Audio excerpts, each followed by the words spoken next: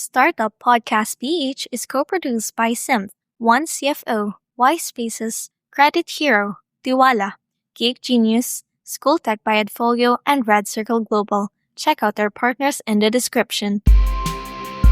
Welcome sa Startup Podcast PH, inspiring more Filipino entrepreneurs and innovators. Live tayo ngayon dito sa Y Spaces PGC, our partner co-working and event space.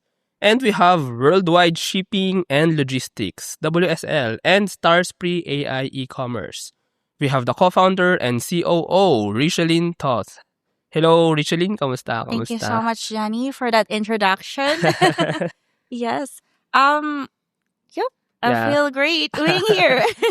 Yeah, so That's for sure. actually we did some behind the scenes kwentuhan about WSL. So it actually is based in the US, although based din sa Philippines. So medyo multi-country ang ating company ngayon. And you actually just flew here to the Philippines this month? July 3. July 3. Yes, ayan. yes. To do some US business mission to the Philippines, and then that is to do some business meetings, and fortunately kasabay dyan ang Startup Podcast. But I'm actually excited to know more about WSL and Starspree AI. So it's a software that kind of consolidates or parang connects mga players in the logistics world. But maybe I'll let you do the introduction, Richelyn. For sure you can explain more. Ano nga ba ang WSL and Starspree AI? Well, thank you for that question. So first of all, Worldwide Shipping Logistics Incorporated is actually registered in Lewis, Delaware. But this month, we're actually looking and planning to actually register our business here in the Philippines as well. So yun yung pinaka-goal namin this month. And then of course, just to give you a brief overview nung business namin. So technically, we are an AI-powered logistics and trade infrastructure. So we actually started yung WSL, which is Worldwide Shipping Logistics, right, as a smart shipping platform powered by AI. So let's say you are a shipper or you are a customer or you have a website, right? And you would like to ship from abroad or locally. So what we do is we give you the online access to our software. You just put the shipment information, literally, which is the weight, dimension, and then all of the stuff that you need, like commodity description, right? So once you actually input that, right away you click get a quote, less than a minute, you gain all the 300 plus carriers in one website. So you can just pick and choose from the cheapest to the fastest, most reliable. Kumbaga, you don't have to actually yung mag-juggle ng different websites ng carriers, right? Most of the time, like here in the Philippines po, right? Kailangan mag-research ka, titingnan mo yung contrasted ba, diba? Kasi may mga carriers and brokers na wala pa talagang even landing page. Kumbaga, kailangan humanap ka pa at i-research mo talaga na deep, especially kung halimbawa, diba, malaking produkto yung kailangan mong i-send abroad or i-send locally, right? Kasi syempre, yung mga produkto mo na i-ship, of course, it's very important na kumbaga makarating siya sa consignee mo or ibig sabihin yung customer mo. Napaka-important siya, right? Especially here in the Philippines, right? You have about 7,100, I don't know, 7,107 islands more now. I think more na. I think nadagdagan More na. marami na nadagdag. Yeah, Okay. low tide na Kailangan ko nang i-update ang memory din. Yeah, so kumbaga, yung logistics talaga, napaka-hirap na piece siya, lalo na sa archipelago na maraming islands. And that's what we actually already solved in United States. We're fully operational naman sa United States. We started literally October 2024 yung brand, pero nag-soft launch kami ng January 2025. Tapos yung old na shipping software namin na customer, parang ni-transfer lang namin mostly na customer with our current yung software namin. So talagang hindi na siya talaga bago kasi meron na kaming dating business na shipping software, pero dinagdagan namin ng AI and much more, which is the Starspree AI is an AI B2B and B2C e-commerce marketplace. In today's digital world, your organization needs more than just technology. It needs a strategic partner. At Symph, we build web and mobile apps that drive innovation for startups, enterprises, and organizations worldwide. Visit symph.co today.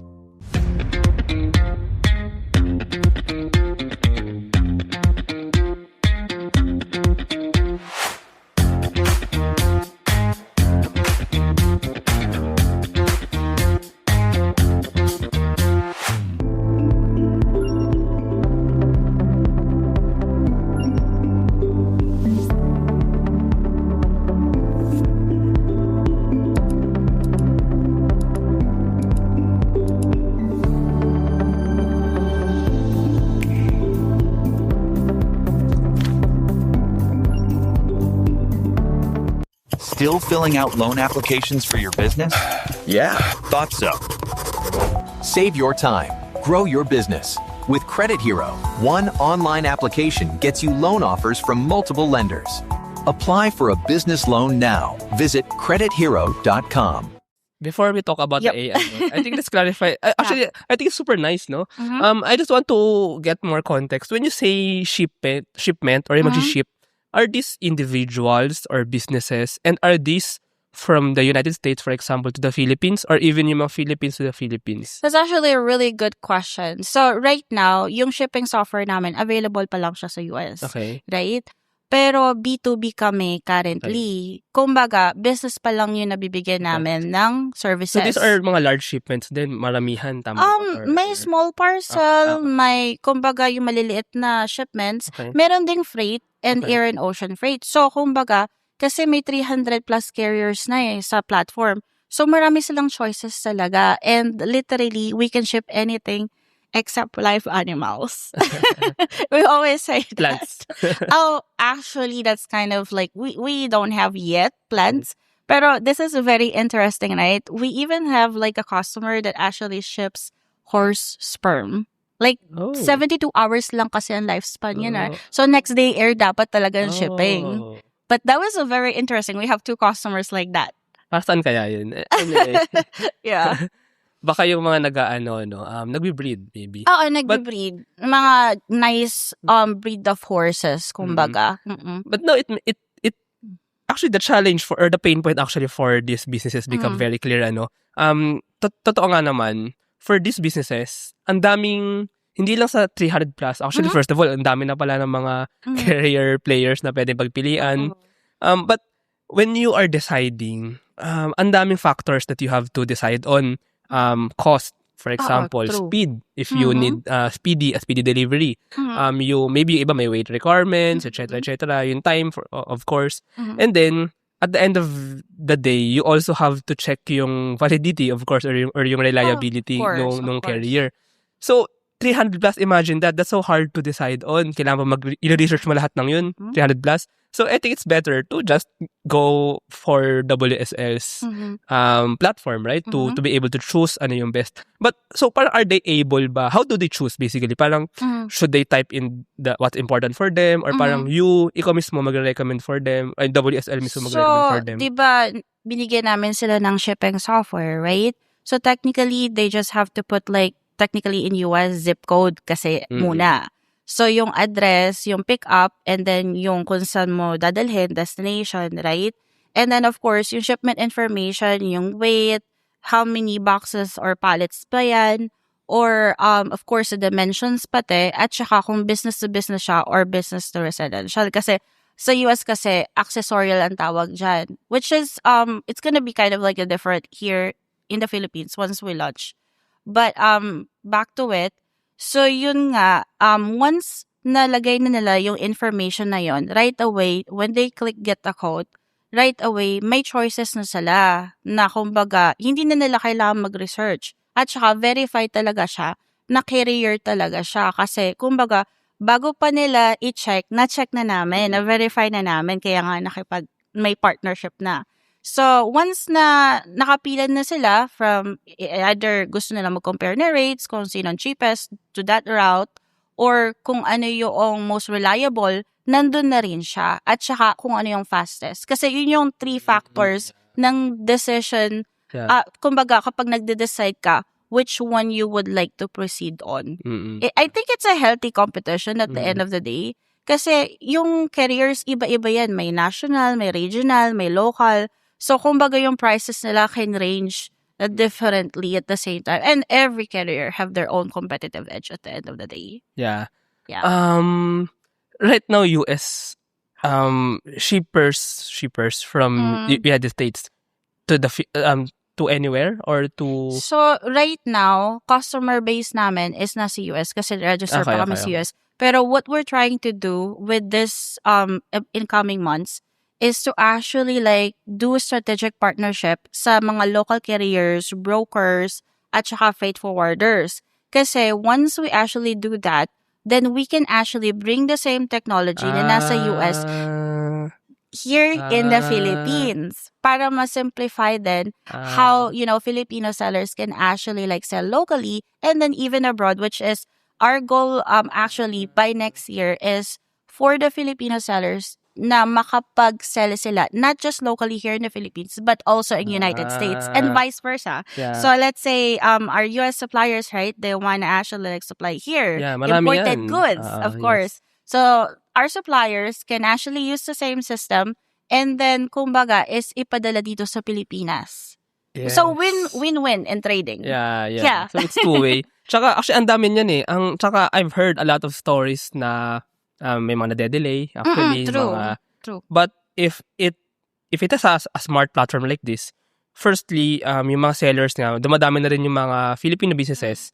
True. Actually, even sa mga influencers, mga may e-commerce stores dito, they actually sell to their audience abroad. And marami rin actually mga Filipino businesses, yung may mga suppliers. And these are suppliers na parang regular shipments as in weekly, monthly ng mga electronics or whatever na ginagamit dito sa Philippines. So actually it's very cool Now, gawin pa natin mas cool. Ano si Starspree AI? So how naman ang AI na ipasok dito? So, because technically on October 2026, yung completion ng what we called in our project is WSL API integration. So, may mga businesses na nasa waiting list na namin, which is part of it is Shopline, Maxway, Queza, and another one is Comfort Bedding, right? So, ang idea is i-integrate namin sa Smart Shipping Platform towards their e-commerce platform. Kumbaga, is magiging exclusive shipping services kami ng e-commerce nila. Tapos, with that being said, we were like, how about we actually do it as well in the Philippines? Kumbaga, magtayo kami ng Starspree AI. So that's how we come up with a subsidiary platform, which is we currently have MVP na. Nandun na yung major functionality. Pero hindi pa integrated, of course, yung WSL to be soon. But the idea of it is Starspree AI will be the AI B2B and B2C e-commerce with native marketing. And of course, our competitive edge is we're going to integrate the WSL with it. So, hindi na kailangan magkaroon ng problem regards on which carrier or broker ba ang kailangan nilang gamitin kung locally or internationally. Kasi available na siya natively yung sa platform. And at the same time, let's say, ikaw si Filipino seller and you don't know how to get started yet, kumbaga, new ka pa sa digital commerce, right? You don't know how to post things yet. So, what makes it easier is, technically, you can post your product, right? Like, literally list your product and then put your picture of it up to 8. And then, literally, let's say you put like 2 to 3 keywords about your product and then you can click generate. And then it's actually powered by Gemini and then Claude as well. And then literally, it will actually give you all the product description and then actually category of what it is or target, even like the SEO keywords that you need for that product. And then once you already actually added it, right, you can put either wholesale or retail. And then, kumbaga may choices. Pero of course, yung wholesale, only available lang siya sa technically business registered na kumbaga is customer. Hindi siya available kumbaga sa consumer or individual consumer. Available lang siya sa business registered. We call retailer. And then let's say they want to actually create their own storefront, right? So hindi sila marunong gumawa ng Canva or hindi sila masyadong artistic, right? So what they can do is they can just put let's say 2 to 3 words there, and then they can create their own logo, and then banner as well as there, and then even like literally like the information for the description of their company nandun na rin.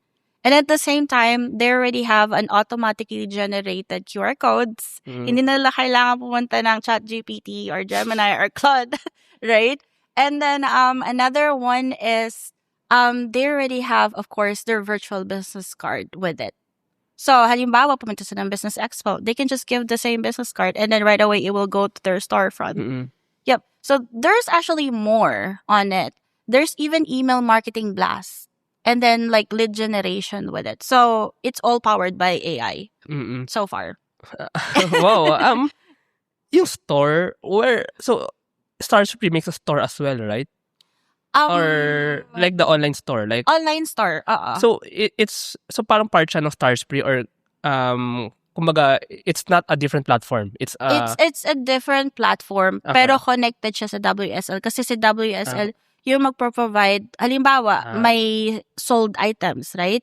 Of course, you need to ship it, right? Okay. So, instead of you, like, looking somewhere, like, different carriers and website, literally, built-in na siya within the platform. Di mo na kailangan maghanap. Select ka na lang. Yeah. Tapos, send mo na lang dun sa customer mo right away. Yeah. So, end-to-end siya. Tsaka this is very fun, actually. I mean, this works for a lot of, for me, I think, a broad range of possible users. Pwedeng yung existing sellers na, existing e-commerce sellers na, they just want to expand, or they want to streamline yung what they do, so mas madali na with this. And also yung mga bago pa lang, yung mga magta-try pa lang or nag-iisip pa lang, maybe they have a business na, or they have an audience na, a community na, and then they want to have an e-commerce store. Or influencers. Actually, right? We'll be launching our t-shirts later sa event. Oh, wow. So, there we go. matry nga natin. Lalagay ko lang yung design ng shirt. I think yun lang, no? Tapos, maybe Starspree AI can make a store, a logo, a banner, descriptions. Very easy. For me. And may store na siya. So, I get a link. I get a QR code. And then I just give that link and that QR code to my audience, for example. True. And then, if they want to buy, doon na rin yung, right, yung payment, yung shipping, WSL will do that. Kumbaga, lahat nandun na. Lahat nandun na.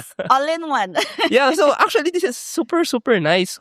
Kasi, admittedly, let me share lang my, kahapon, so I was thinking of launching our shirts, Ang dami kong inaaral, paano ba yung payment, shipping, of course, I know yung mga couriers dito sa Manila, for example. I mean, I think it's all right to say, sila JNT, JRS, LBC, to go. But firstly, kanina nga, as I said, ang daming players. How do I decide? Inaral ko pa yung mga cost niyan. And iba-iba kasi yan, if Metro Manila, if Luzon, if Visayas, if Mindanao. Yung iba dyan, mas mura pagka Mindanao, mas mura pagka Metro Manila. Tapos, of course, I have to check yung iba dyan, pwedeng ipipick up sa bahay mo. Yung iba dyan, may store, may branch. So, it really differs. So, ang daming aaralin. There's so many Pero kung may choices. ganitong WSL and Starspree AI na, paano gusto ko ng t-shirt? Paano gusto magbenta ng t-shirt? Gawa lang ako ng design, click, andun na lahat. Store, payment, shipping, etc. Of course, I will understand na yung profit, of course, I have to pay, diba? So, but that's part of the business. But, kumbaga yung peace of mind and yung ease of it, Actually, I choose that. actually, kasi magla-lunch kami, right? And then we're gonna have a big promo, whereas we're gonna, like, once we launch, hopefully by next year, kasi we're still working on business registration, of compliances, and of course is strategic partnership, right? To actually build this system here. So, the idea is, once we actually officially like have a soft launch, is we're gonna give away 90-day free trial on all of the subscriptions. And then here's another thing, right? So, technically, it's free subscription as long as you're only posting from 1 to 100 products. So you don't have to even get like subscription right away. But if you need, like, let's say yung AI, powered capabilities, right? There's a lot of functionality within it. then you might actually be more interested on having the subscriptions. Yep. But so far, even with the free one, available naman most of the times yung mga basic na AI generation. So, yun. Yeah, so abangan natin ang launch, no? Yep. We'll be, of course, we'll be sharing din that sa ating social media ng Startup Podcast. Now, Richelyn, I want to know about the stories behind paano nag-start and nag-build. So I think they started nga kay WSL, and then now you will be launching Starspree AI, of course, kasi AI is the new normal. Wow. True. Businesses are adapting to the use of AI, incorporating that, of course, to make the lives of customers, of clients easier. So, can I ask about yung pinagmulan nito? Can you share lang maybe about the founding team and paano talaga nag-start yung kay WSL pa lang? So, first of all, OFW ako sa St. Lucia noon. Sorry? St. Lucia. One of the small Caribbean countries. St. Lucia. Yes. Ano siya, malapit sa Barbados. Oh. Yung St. Kitts. Yun talaga yung usually mga cruise ship pumupunta. Saan ba din? Baba ng Baba ng Miami, Florida. Okay. Caribbean, maraming mga maliliit na island talaga. Tawag nila Caribbean cruise ship, diba? Kapag may mga cruise. Yeah. Usually destination. OFW ka doon. What did you do? So, I was a general manager there for a Gift Giant Depot Limited. I was actually managing 7 duty-free store, and I was actually the youngest there. I was only 21. Oh. Yeah, then naging manager ako. Tapos, Let me ask, sorry. What did you study? I mean, before here in the Philippines? What did you take before? PSBA Management Accounting. I see. Yes. And then after you graduate, you naging OFW ka na doon sa Hindi naman agad. So technically, 3 to 5 jobs ako here in the Philippines nung nakagraduate ako. Sabi ko kasi, nag-try ako 3 months na full-time. Tapos sabi ko, parang walang freedom. Gusto ko kasi mas maraming freedom, kumbaga, and be more creative, kumbaga, and productive. Kasi workaholic ako talaga. And then, yun nga, kaya nga nag-take ako ng 3 to 5 jobs. And then, I get to the point na gusto kong mag-abroad kasi feeling ko, maybe I can do much kapag nag-abroad ako. And that's how I actually found out about that job post sa St. Lucia. First of all, lahat ng relatives ko, mom ko, kind of against it actually. Kasi, sabi nila, you're too young to leave the country. 20 ka pa lang. Bakit ka mag-abroad? Ganon. So, kataturn ko lang kasi ng 21 nun. Kaya 20 pa nung sinabi ko sa kanila na mag-abroad ako. Tapos sabi nila, bakit magstay ka na lang dito sa Philippines? Marami namang job dyan. And then, may mga good opportunity din naman. Like right now, you have several jobs. And yun nga, talaga nag-insist ako. Kaya nga, sabi nila, black sheep daw ako ng family. Kasi ako yung umalis panganay talaga. Ka ba? Or panganay. Panganay. Breadwinner ako. So, yun nga. So, umalis ako kahit mostly of them is really against. Gusto pa nga ako pauwiin ng mama ko on my first month. Yeah. So, nagtagal naman ako 1 year and a half doon. And then afterwards is, I met Cody, which is my husband, also actually my business partner. So, nung na-meet ko siya, meron na talaga silang tracking company. So, dun nag-start yung asset-based shipping and logistics experience ko. Kasi nung nasa US ako, actually, iba kasi yung aming love story, just to give you a short one. So, pen pal kami na mga 6 to 8 months, right? Saan siya? Sa Ohio nun. Ohio, kind of east ng US. Okay. Born and raised siya doon.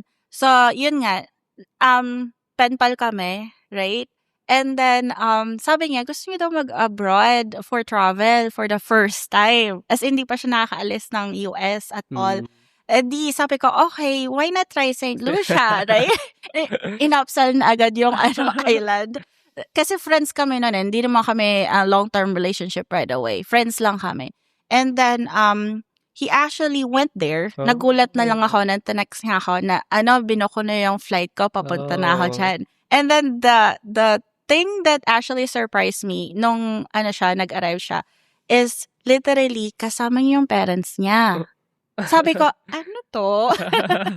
Then, on our first date, right, which is official first date namin, na talagang harapan kami, nag-propose siya din. Wow. Yes! And of Wait lang, how many, course, gano'n kayo, 8 months pen pal, no? Tapos grabe, pero friends grabe. kami. Okay, Kumbaga okay. walang romantic relationship pa nun. Okay. And sabi niya, first love at first sight daw siya. Grabe, Kaya nag-propose. Wala haba pa ng nga hair. siyang ring. Sabi ko, where's your ring? So, nagpakipot si ate. Sabi ko, okay, I'm going to US kasi may business travel visa ako nun. I'm going to US for business as well. So, nag-travel ako sa US.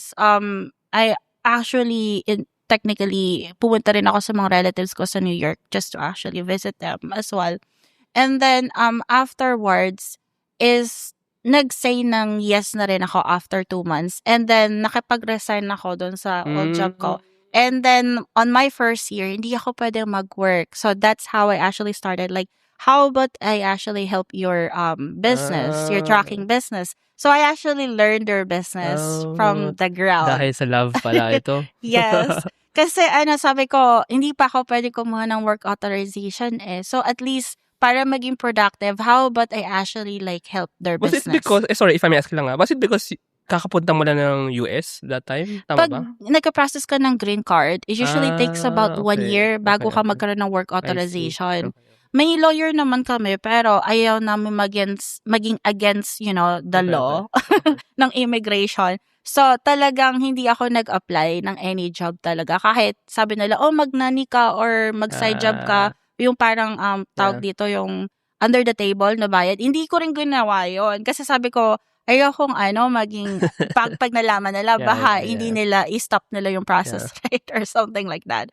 So, hindi ko ginawa yun. So, yun nga, inaral ko yung asset-based tracking nila. Oh. Tapos, sabi ko, may US DOT kayo and MC number and then cargo insurance. Ang mahal ng cargo insurance nila. Sabi ko, how about we rent it sa mga independent contractor na kumbaga can't afford right away yung process. Kasi maraming process kasi pag gusto mo maging compliant sa FMSCA ang tawag nila, right? To get US DOT and MC number at saka yung insurance. Pati yung capitalization.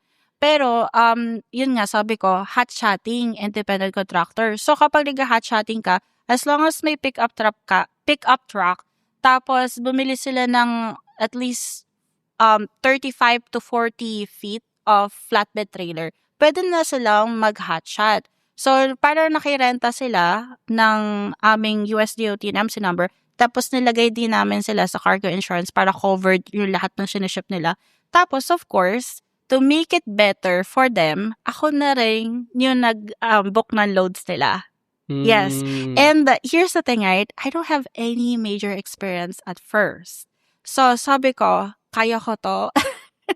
Aralin ko. So, nag-YouTube ako, nag-Google. That time, hindi pa popular technically, wala pang ChatGPT that time. Hindi pa siya, kumbaga. So, Google lang best friend ko nun.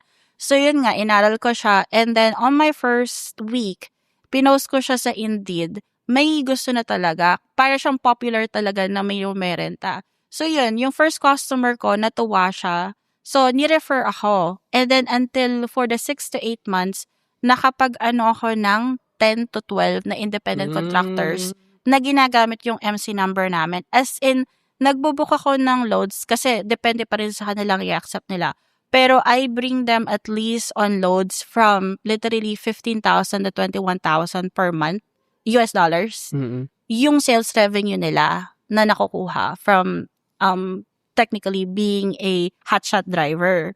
Kasi owner-operator sila at the end of the day, right? So, yun nga, of course, we gain a little bit of commission from that, pero majority pa rin sa kanila pa rin yun. Kasi sila ang sa kanilang region, kumbaga, kanila yung operation cost, syempre, kami lang yung nirerentahan nila at kami lang yung nagbubuk, right? So, that's how I actually started with asset-based tracking. And then, I get to the point that, there should be a way na hindi na namin kailangan magbayad ng hefty insurance, cargo insurance. Napakamahal kasi sa US talaga. Pero required. So, wala kaming choice. So, yun nga, sabi ko, there should be a way. And that time, I'm into crypto. And I actually gained a big amount of crypto. And so Wait, I what year actually to? Before the pandemic yeah, to, no? yes. 2020, yeah, I know that. Around pandemic. 2021, Yes. yeah. Actually, the pandemic just started that time Yeah. as well. 2020, 2021. Eh, sabi ko kasi medyo na rin tumaas to ng bilihin nun, fuel, one of it. So sabi namin, there should be a way na hindi na namin kailangan magbayad ng cargo insurance. And then, of course, yung parts kasi during pandemic, nagtaas din. Yung mga parts ng, technically, yung semi-truck parts, right? Kasi nag-maintenance kami ng semi-truck. So, hefty amount siya, lalo na sa shipping ng mga parts. So, sabi namin is, there should be another venture. So, I actually searched and then I found out a shipping software called InExpress. Nakipag-franchise kami. So, I bought the franchise. Full cash. I'm so proud. I don't have any debts that time. Kasi, di ba, pag nag-start ka minsan ng business, nag-start ka ng, may utang. Right? Hindi ako nagka-utang kasi, kumbaga, that time, naswertehan ko yung crypto noon. Wow. Pero at least what you earned in crypto, you invested for a business. So, nag-invest ako ng $10,000 and then a little bit of a plus from there into there, right? And then I turned the $10,000 to $120,000. So, ang laki din. Pero most of that actually went to the franchising. Kasi yung pa lang tawag dito, yung franchise fee, umabot na ng $85,000. Tapos, of course, depende naman sa amin kung gusto namin mag-hire ng customer service, which I chose to hire. And instead of outsourcing, technically, instead of hiring in US, right? I mean, nag-start ako na ako lang, pero we get to the point na kailangan namin talaga mag-hire. And we outsource in the Philippines. So, na-train ko sila. And then, I would say they become expert in less than literally 6 months. Yeah. And that's how I actually started. But the problem is, when you're franchising, you don't own the brand. So, you're not the key decision maker of your business. Tapos, halimbawa, gusto mong may baguhin or marketing, kailangan mo pa mag-send na proposal. And yung company is UK.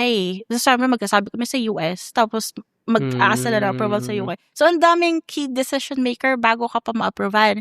So, we get to the point na, you know what, this is a shipping software. How about we build our own? But with AI. Because that was the time na yung AI, nagbo-booming na siya, yung market. 2023. Yes. And that's how I actually came up. I actually started creating technically the website from scratch. I'm not into IT or, I just literally search and search and then use AI over time.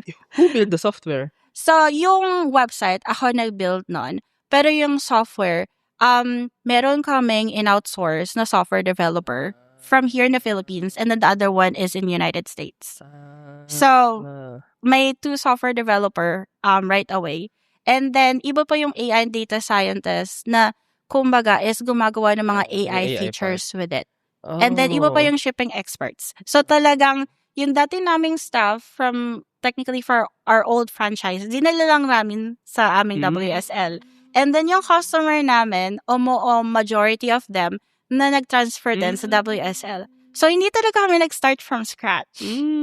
Kasi parang transferring lang, but brand new brand. Wow. Na-own na namin. Yeah. Trust the digital future with Twala. Secure and tamper-proof digital signature. Electronic notarization service. And custom AI agents for intelligent document workflows. Visit twala.io to learn more. Meet Lala, a freelancer who chose Gig Genius. Unlike many platforms that make freelancers pay just to apply, Gig Genius was built to put skills first, not spending. No pay-to-apply barriers, no bidding fees, just safer opportunities through dual system verification. Ready to experience the difference? Visit giggenius.io and join Gig Genius today. Yeah, It's super nice, huh? Super. It was a long run. Yeah, but it's a super nice story. And it's very natural. It's very organic actually. Well, starting dun pa lang sa love, no? Pero even yung pag nung business kasi I think it all started from coding I mean, parang dun yung pinaka-inspiration kasi he had a business now in that industry, logistics. And then you studied it, you grew it, And then nag-start muna na merong franchise nga, ano? But eventually, you realize that you can actually do it independently. Yes. And then, nag-hire na mga tao. And parang it's very organic. It's so nice to hear this story kasi parang natural siya na nag-grow yung business. And that's how the business... parang destiny na siya talaga somehow. mangyari. Somehow, Wow. right? And I think that's also how, correct me if I'm wrong, right now, meron nga kayong team sa US and meron din sa Philippines. True. Kasi, 85% here in the Philippines and then Oh. 15% sa US. wow. So, parang, yeah, you hire what you need. That's also how you grow the business. You hire what you need, developers, AI, and for sure, maybe yung mga back-end stuff sa software, sa logistics side. And then now, it's operating in the US. Yes, And fully you're operational. trying to... Penetrate the e-commerce. Yeah. Yes. Now, let's talk about, lagi ko tatanong dito sa podcast, how did you get your first customer? But I guess yun na yung answer eh. Kumbaga sa Ni-transfer namin yung tinransfer. customer namin.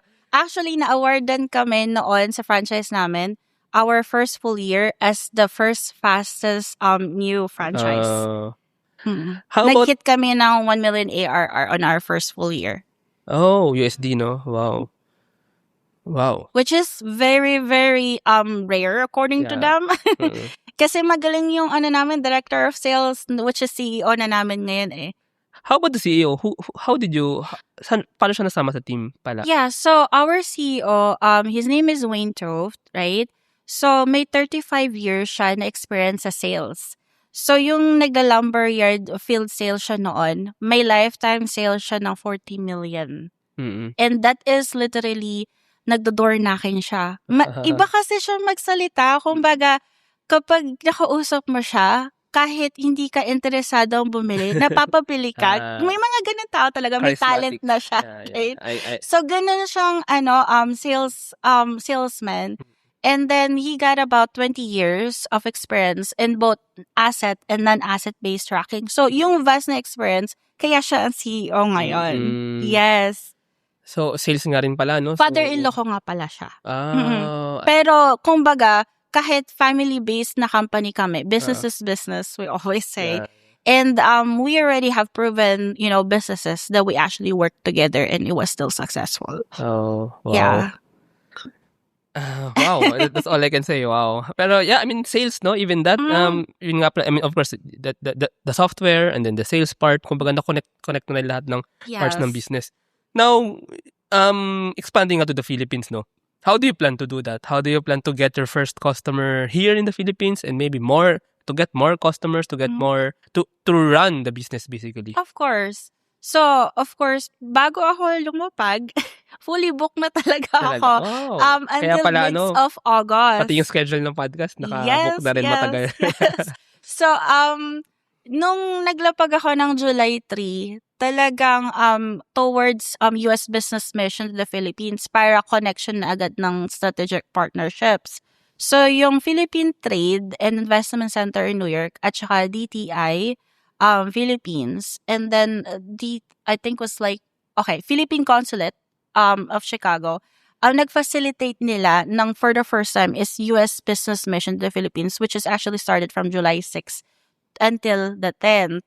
So, nangyari yan is from Makati, dinala kami sa Clark, Pampanga, which is they showed and they give us a tour of all the developments and how they're trying to actually build it as the AI hub, right? And then another one is the Subic, which is the shipping hub. So, na-tour din kami doon and then ni-show din sa amin yung mga strategic partnership that we can actually work with. And then, of course, after that is back to Makati. Pero pag back namin na Makati, I supposed to go to Corridor, but I said no on that. Kasi mas gusto ko yung na-facilitate nila na meeting, which is with DTI e-commerce and DTI supply chain logistics. So, nag-present kami sa kanila.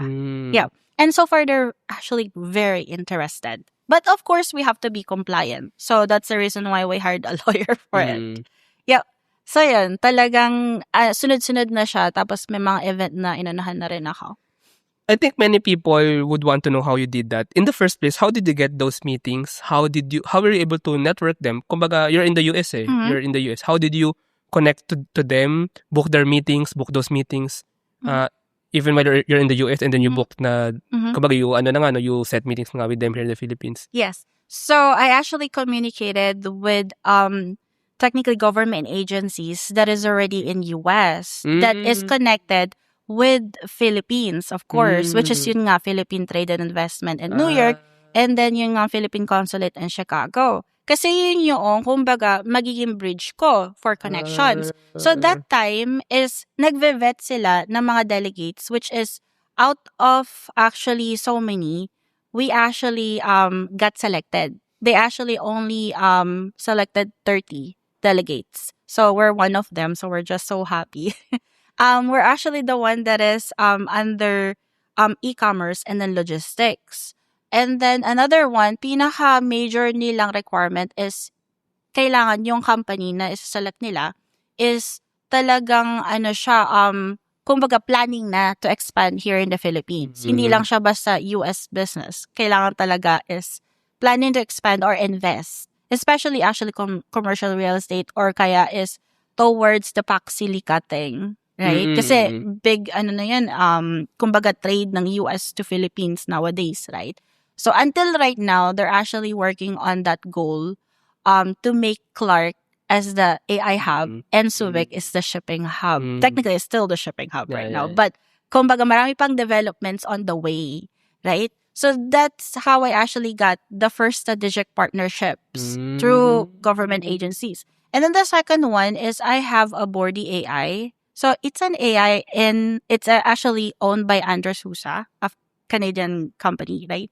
So it's an AI that you can talk with and can actually connect you with stake key holders and even set up appointments with you. The AI actually will even like set up your appointments. Like you don't even have to call them. Siya pa yung maghahanap ng email, ng phone number. Talaga? May ganun pala? Oo, tapos binubuka ng appointments and then siya din naghahanap ng events. Through email. And then strategically, kung yung pitch deck mo is very good, siya din yung mag-i-score. I like that. I want to know more about that. Anyway. I can give you the link later. Okay. But siya, bagong technology din siya, native din siya in LinkedIn. So, I can talk with it through LinkedIn. Using your account. And then WhatsApp. Yeah. And then, it's actually connected as well with my Gmail. So, nakikita niya yung mga availability ko, ganun. Tapos, siya na rin yung nagko-connect sa akin sa mga technical decision makers ng organization and then companies. Yeah, but those are very good advices. Firstly, yung networking I think that's B2B networking. I think in B2B, very important yung trust, reliability. So you really have to network to the person personally, and good thing you had connections sa US that bridged you to the Philippines. Na ayun, meron ng mga big projects like Subic, no? So, yung sa Subic. Actually, I really love Subic. And pag nandun ka, nagre-relax ka sa beach, makikita mo yung mga shipping, Yes. Pumunta nga kami sa Aguila, Subic. May ferry, tapos paglapag namin, ang ganda. Tapos may mga medyo armadong, it kind of like we feel secured, I guess, with that being said. Pero maganda ang Subic. Very. Yes. Ayun, so that's the B2B networking, and wow, you're actually one thing I really liked about this, you're a startup founder, a business owner, and you still keep on learning, lalo nga nung dumating ang AI. Always. Hindi nyo lang in-apply ang AI into your product, but you actually use AI in what you do, if it makes your life easier, no? I mean, you work with people and you work with AI, but you don't want the AI to actually really like, kind of like do everything for you. It has to be like balance. I-analyze mo din yung, syempre, yung binibigay sa'yo ng AI. Yeah, of course. Because it still make mistakes, that's for sure. Sabi nga ni ChatGPT, nakalagay sa baba ni ChatGPT makes mistakes. Yes. Ayun, so actually very hopefully we get to have a part 2. I'm very interested to know more how this will go, yung ito nga, parang expansion niya sa Philippines. Of course, malakas na siya in the US, and then who knows, you might be the next biggest player in the Philippines. Speaking about that, ano nga ba yung parang maybe vision or parang plans really here in the Philippines? Or what do you see covering it all? Really operating having that software, and all carriers sa Philippines, all players here are in the software. All talaga, all e-commerce stores use WSL and Starspree AI. So how do you see, kumbaga?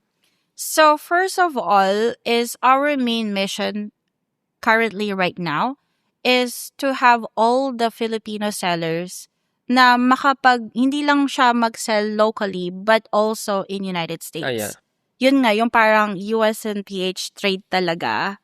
Kasi, kumbaga ang dami kasing great products here in the Philippines. Kailangan lang nila ng built-in infrastructure na magko-connect. That's Alam the mo, reason we want to be the bridge. Can I bat in lang, Yeah. can I bat in lang. Yeah. Well, here sa Startup Podcast, I interview nga startups all around the Philippines. And hindi lang mga tech, hindi lang mga software, even yung mga Filipino food products, even textile products, I believe they are world class. Mm-hmm. Pansin ko lang may two things na nagkukulang. That's why it's hard for them to Well, first of all, fortunately, meron mga incubators that really help them, registration, Which is marketing. really great. Really great, actually. Mhm. But I think, to be honest, yung confidence pa rin ng Filipino people and Filipino products. So I hope many Filipinos get the confidence from you then to world class of Filipinos. Parang ganyan. Of course. And second, yung infrastructure. I mean, may confident ka nga. Yes. Saan ka pupunta? How we have do to build the what will you do? infrastructure, Yeah. correct.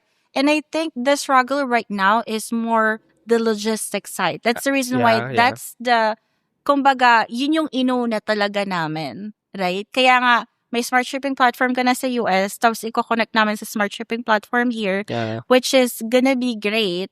Kasi halimbawa, kahit sa carrier side, right? There's actually one freight forwarder that told me, right, can we actually use your website kapag halimbawa gusto namin mag-ship?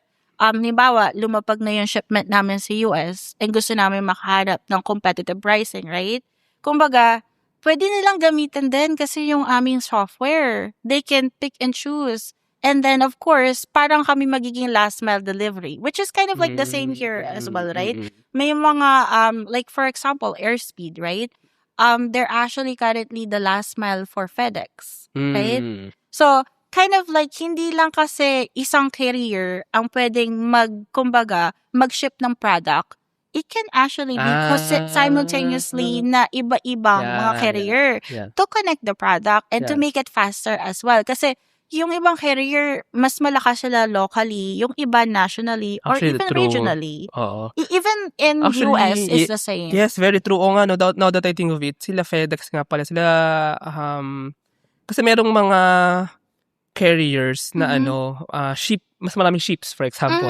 Tapos true. they go island, meron yung talagang island to island. Oo. Meron naman yung mga, Nagpa-partner sila. yes, oo. Yes. So, actually, that's true, and it's so, parang fun din, makita mo sa software na, Yes. ito from, let's say, US to Philippines, this carrier. Then, this island to this island, itong carrier. And then yung last mile pa, yung motor or yung car or yung van, ibang carrier pa. So, it can actually happen. Yeah. So, it's not really only actually beneficial for the shippers. It's also beneficial for Filipino carriers and for, freight forwarders that na gusto nilang ma-penetrate din ang United States. Kumbaga. And then, of course, ang idea niyan is yung talagang marami kasing great product here in the Philippines na, kumbaga, is can be actually acknowledged globally. Kumbaga, they just really have to have the infrastructure to get it built. Yeah. That needs to be built, what I mean. So, yun nga yung pinaka-goal namin. And of course, to simplify it, na kumbaga, magkaroon ng confidence si shipper. Dito kasi sa Philippines, ang pinaka-struggle kasi is automation, right?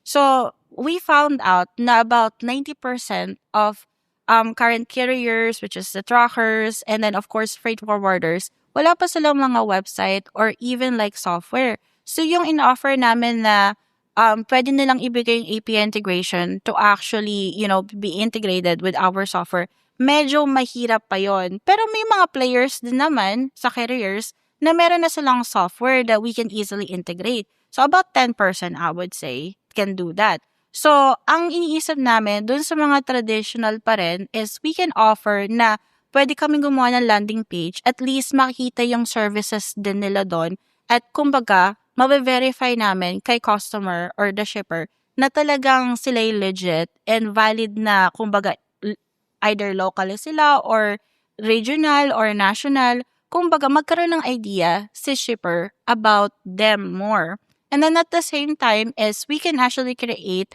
kung mas comfortable sila na ayaw nilang i-post yung kanilang rates right away, is they can actually just have like a big communication with us, which is between our shipping experts and then at them. Parang i-connect namin siya technically kay mga customer namin. And then another one is if they want to post their rates, if they don't have yung software pa na built-in sa kanila, what we can do is we can build it where they can post their own rates. Kumbaga, there's 3 ways. Of course, the fastest way is if they have a software that we can actually integrate with our software. But there's always, technically, we can adjust. Yeah. Kasi kailangan namin mag-adjust, of course. But of course, there's always a room for improvement. Yeah. It's you're really building the infrastructure. Actually, that's what I think here. Yeah. It's a very complex one, that's for sure. Actually, I noticed lang on, and I just thought about this. Worldwide shipping logistics. Worldwide yung yung name. Do you plan na naisip ko lang din? Marami rin kasi mga Filipinos yung may suppliers sa ibang bansa. Not just US, FW then? You mean? Or for example, China, mga Asian countries. What do you think about, maybe farther up in the future, but what do you think about really putting WSL out there in all, worldwide talaga, all, That's many part more of the countries? business roadmap. But we want to focus first yung sa trade ng Philippines and US. Which is kind of like aligned ngayon with US business mission na kumbaga is to boost the economy here and the ecosystem for digital commerce. Yep. Yeah. Sige, last 3 questions for our startup founders. What would you say is the biggest milestone achieved of WSL? And let's say it starts pre-AI, although pa-launch pa lang. So I think the biggest milestone is aside that we already actually built it in United States, is we're trying to actually expand it here, which is gonna be a long journey, but at the same time, I feel like it's worth it. Kasi one step away na siya dun sa dream ko na kumbaga ma-acknowledge worldwide yung Filipino product. That's worldwide. Yun pala yung Yes, right? Gusto ko, kumbaga, dream ko na mas marami pa akong makitang made in Philippines product in United States. Like me, right? Whenever I actually go to, kasi nakatira ako sa Brookings, South Dakota, right? And medyo malayo kasi ang Filipino stores. It takes about a year, not a year, an hour and a half bago ako makapunta dun sa nearest store. Tapos, syempre, limited pa yung product nila. Pag gusto ko talaga maraming products, kailangan pa ako pumunta ng 4 hours on Omaha, Nebraska. Sobrang layo, right? So, kumbaga, kung available na siya sa maraming retail stores, sa grocery like Walmart, right? Mabibili agad siya. Then, that will be so lovely. Like, hindi na ako kailangan Saka, usually, the Filipino stores, kumbaga, they focus on certain brands. Napakarami, may ube jam ba dyan? Yes. Ang hilig ko sa ube. Yeah. Minsan may leche nag-crave flan ba dyan? talaga ako. Leche flan. Wala. Maraming mga Filipino. Kailangan mo mag-travel 4 hours for that. Tsaka for sure, pag ngayon umuwi kang Pilipinas, kakainin mo lahat yan dito. At pagbalik mo, mamimiss mo yan. Kaya mas may inspire kang... True. Maraming mga Filipino din in US na talagang gusto nila, syempre, always makatikim ng Filipino products. So, yun. Tsaka marami pa, North Luzon, Ilocos, the Ilocano food products, even South Mindanao, Madami. Davao chocolate, for example. So, we can... So, sa DTI, right, may sila, MSME na store, right? I was literally looking all over it and I was like, it's so amazed kasi sobrang pangregalo siyang product Maganda pa nga yung packaging niya. Minsan mas maganda pa nga sa bibili mo imported. Actually, to be fair, yes. Ang ganda ng, meron silang yung OTOP, one town, one product. Parang ganun. Yes. Actually, they have a lineup na bawat town sa lahat ng towns ng Pilipinas. Kung ano yung best, napakagandang yung project. Yung well packaged, and then I think those products are world class actually. We just have may to... mga chocolate sila, gaganda ng packaging, talagang pack na pack. Right? So yun pala ang worldwide shipping logistics, making Filipino products as well worldwide. Sige, naman? What was the biggest challenge you encountered? I'm sure medyo marami. This is not an easy path, of course, but yeah. I think the biggest struggle that I'm seeing right now is yung hindi lahat namin ma-automate kasi may mga carrier and brokers and freight forwarders talaga dito sa Philippines na traditionally pa rin na kapag bibigay sila ng quotes, communication pa rin. So, yun siguro yung magiging struggle namin. Pero, there's actually a lot as well na willing naman na mag-build ng software nila in the future. Parang part na ng roadmap nila din yun. So, ano naman siya, okay naman siya in a way. And of course, I think another struggle is yun ngang, hindi yung sa traction ha, kasi I think it's easy to sell yung service. I think another struggle is yung strategic partnerships. Marami talagang kailangan strategic partnership na mabuo namin para kumbaga ma-built in talaga namin yung platform here. So I think that's the biggest struggle right now. Yes. But we'll get into it. What's the greatest lesson that you have learned as a startup founder and that you can share to our listeners? Lesson. Advice maybe? I think the biggest lesson that I learned in life is Rome wasn't built in a day. Na for real, diba? It takes literally years and years before you can even build what you're trying to aim to build. So, hindi siya instant. Walang masasabi na instant talaga makukuha mo ng isang bagay na minimithi mo. Kailangan syempre, you pray, of course, have faith in God that, that it will actually lead you towards it. Kasi, there's a lot of people that have a lot of skills and have a lot of, resources and have a lot of, kumbaga, nasa kanila na halos, pero kapag hindi talaga yung minimithi nila is papunta sa kanila, hindi nila talaga makakamit. So sometimes, I mean, not all people actually believes in destiny, but I do.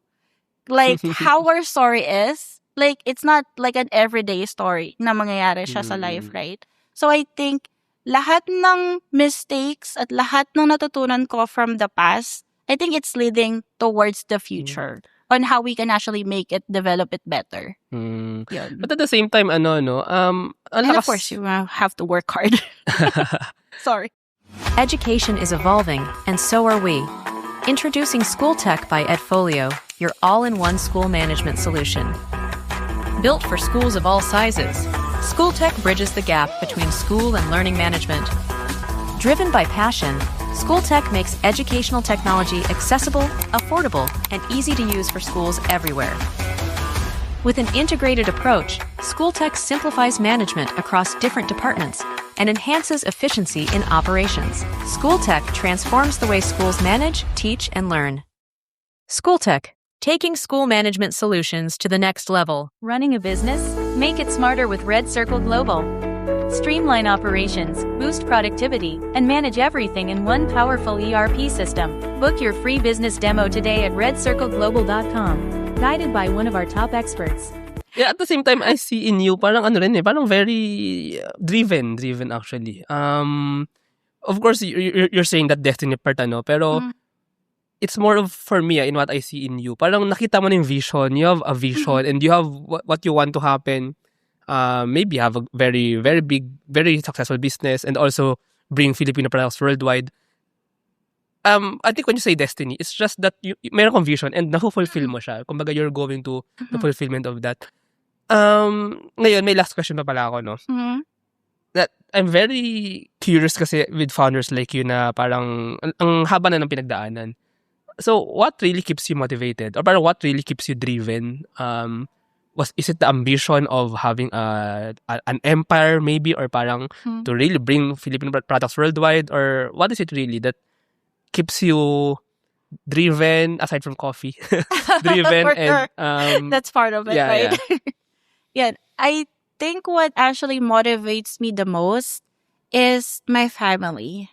And then kasi kumbaga family-based siya na business right now, right? So, the more it grows, the better for our financial stability, right? But at the same time, hindi kasi siya about money really. Kumbaga, na-develop siya sa akin na gusto ko, kumbaga in the future, maging, yun nga, makatulong pa sa maraming tao. And of course, paano ka makakatulong sa mas maraming tao?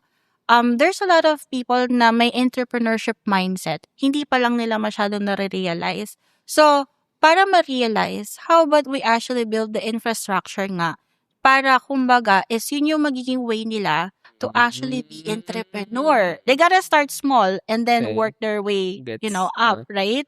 So, kumbaga, yun yung iniisip ko. Kasi, syempre, marami kasing opportunities out there.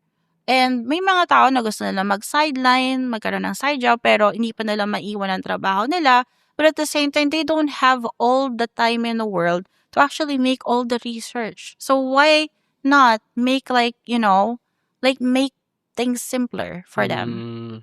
Yeah. So I think that is kind of like my goal na na-develop talaga is I want to help more people to actually realize their goals in life and to have like entrepreneurship mindset. Wow. Yeah, but that's very true, ano? Infrastructure, really kung you're building the infrastructure to enable more entrepreneurs. Exactly. Kung si Startup Podcast, we are inspiring. Andun lang tayo sa inspiring eh. Inspiring more Filipino entrepreneurs and innovators.